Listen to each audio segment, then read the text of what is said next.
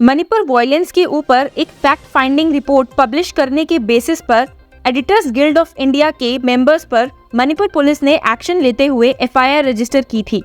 Supreme court ने पहले हुई हियरिंग में ओरली रिमार्क करते हुए इशू को बस एक रिपोर्ट से जुड़ा हुआ बताया था। कोर्ट का मानना था कि ये कोई कमिटेड ऑफेंस नहीं है। साथ ही सुप्रीम कोर्ट ने ये भी कहा था कि वो एफआईआर को क्वैश करने के लिए इंक्लाइंड नहीं है। वो सोच रहे हैं कि इस मैटर को सुनवाई के लिए दिल्ली या फिर मणिपुर हाई कोर्ट भेज दिया जाए। प्रीवियस हियरिंग में सीनियर एडवोकेट कपिल सिब्बल ने सबमिट किया था कि एडिटर्स गिल्ड ऑफ इंडिया खुद मणिपुर नहीं गया, बल्कि उन्हें आर्मी ने बुलाया था। सॉलिसिटर जनरल मेहता ने बेंच से कहा था कि पिटिशनर्स को सुप्रीम कोर्ट आने की जरूरत नहीं है, मणिपुर हाई कोर्ट ये मैटर सुन सकता है।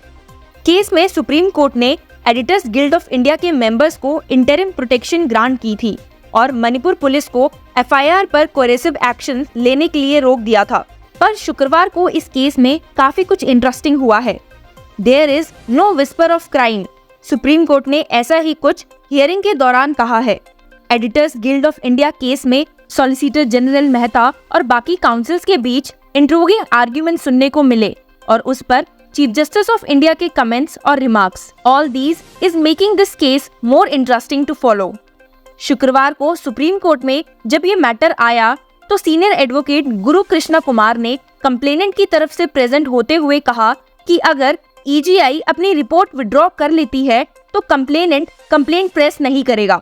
He said, "There is a committee appointed by my lords. Some good work is being done. This kind of report is aggravating the problem. There was relaxation of curfew.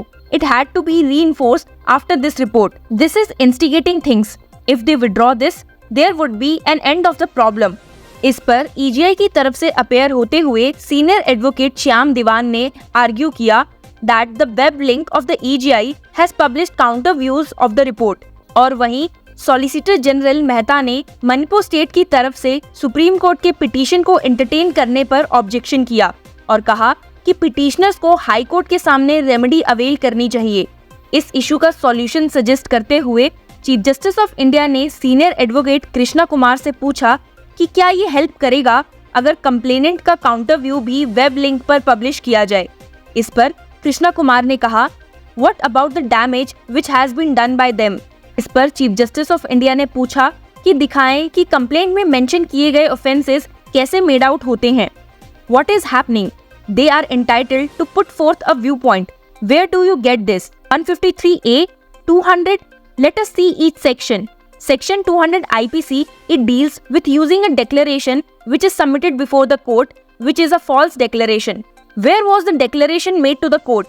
This was a report. Krishna Kumar ने कहा कि वो complainant response submit करेंगे। Chief justice of India ने कहा कि आपको complaint देखनी है, रिस्पॉन्स को भूल जाएं। आपको ऑफेंस के इंग्रेडिएंट्स एस्टैब्लिश करने हैं। हमें इस डेमरर में मूव करना पड़ेगा कि कंप्लेंट में ये सभी एलिगेशंस ट्रू हैं। कृष्णा कुमार ने चीफ जस्टिस ऑफ इंडिया से कहा कि कंप्लेंट या फिर एफआईआर को इंसाइक्लोपीडिया ट्रीट नहीं कर सकते, इन्वेस्टिगेशन होनी चाहिए। इसी बीच सॉलिसिटर जनरल मेहता ने इंटरवीन किया और कहा कि कोर्ट केस के मेरिट्स में ज्यादा ना जाए और सिर्फ पिटिशनर की दिल्ली हाई कोर्ट अप्रोच करने की रिक्वेस्ट को कंसीडर किया जाए। अंत में कोर्ट ने रिस्पोंडेंट्स को रिस्पॉन्स फाइल करने का टाइम दिया। हालांकि हियरिंग कंक्लूड करने से पहले चीफ जस्टिस ऑफ इंडिया ने पॉइंट आउट किया कि ईजीआई ने मणिपुर आर्मी के इन्विटेशन पर विजिट किया था। He even stated the manner in which that PIL is entertained by the Chief Justice of the High Court. Let me not say much more as the head of the family, but surely there are more pressing matters to be entertained than these kinds of PILs. आपकी जानकारी के लिए बता दूं कि chief justice of India उस PIL को refer कर रहे थे जो इंटरनेशनल माइटीज फोरम ने फाइल की थी एडिटर्स गिल्ड ऑफ इंडिया की रिपोर्ट को क्वैश करने के लिए। ये भी नोट किया गया कि PIL में ईजीआई और नार्को टेररिज्म के बीच नेक्सस भी ड्रॉ किया गया और कहा गया कि कोई गवर्नमेंट अथॉरिटी इस रिपोर्ट पर रिलाय ना करे।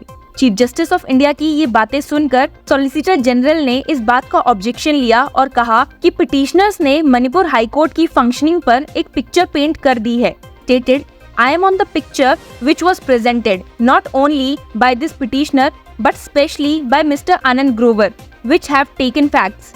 मेहता ने सबमिट किया कि बार एसोसिएशन की फाइल किए गए लेटर में पिछले 15 दिन में 2683 केसेस हाईकोर्ट के सामने हियरिंग के लिए लिस्ट किए गए। इसी के साथ पिछले 30 दिनों में हर वर्किंग डेज में वर्चुअल हियरिंग कंडक्ट की गई और टोटल 572 वर्चुअल हियरिंग्स रिकॉर्ड की गई। उन्होंने कहा कि यहां तक कि मणिपुर हाईकोर्ट ने ई-फाइलिंग भी परमिट की है। काफी टाइम से चले आ रहे मणिपुर हाईकोर्ट पर लगे एलिगेशंस कि वो हियरिंग नहीं सुन रहे हैं, तो इसीलिए पिटिशनर्स को सुप्रीम कोर्ट अप्रोच करना पड़ रहा है। इस बात पर सॉलिसिटर जनरल मेहता ने ये कहकर फुल स्टॉप लगा दिया है। इस हियरिंग में सुप्रीम कोर्ट ने कहा कि एफआईआर तो क्वैश नहीं हो सकती और रिप्लाई फाइल करने के लिए 2 हफ्तों का टाइम दिया है। साथ ही कोर्ट ने जर्नलिस्ट की इंटरिम प्रोटेक्शन को आगे एक्सटेंड भी कर दिया है। सो ये सुनने के बाद एक बात तो पक्की है कि मणिपुर वायलेंस की आग अब तक रुकी नहीं है। कोर्ट्स अब भी इस आग को बुझाने की कोशिश में लगे हुए हैं। इस कोशिश में और कितना वक्त लगेगा ये तो कोई नहीं कह सकता। But to keep yourself updated with this news, keep following law chakra.